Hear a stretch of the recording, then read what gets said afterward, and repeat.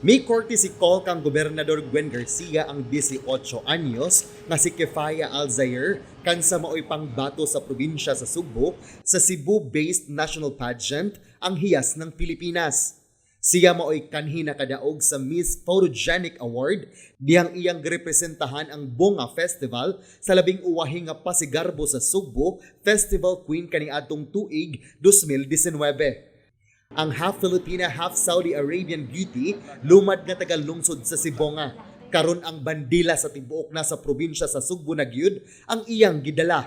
Because I'm a lumad Sibonganhon and I carry Cebu across my heart. I live here and I was raised here in Cebu my whole life. So that's why I chose Cebu province so that I can represent my home. Giduaw ni Alzair ang mga board members atol sa gipahigayon nga regular session ni atong Lunes, Pebrero 14 aron formal nga magpaila ug mangayo og suporta. I actually joined this for my advocacy, Pahiyum, making children smile. So it's an organization that I started when I was only 16 years old.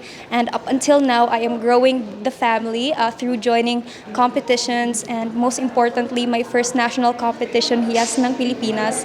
And hopefully, this is the cause or the platform in where I can widen my horizon and hopefully spread my cause to a bigger platform. Ang coronation night sa maong pageant himuon sa Waterfront Hotel and Casino sa umaabot nga Marso 27. Positibo si Gobernador Garcia ug mga opisyales nga makuha ni Alzair ang usa sa mga korona sa Hiyas ng Pilipinas. John Fredson Granada, Balita sa Sugbo.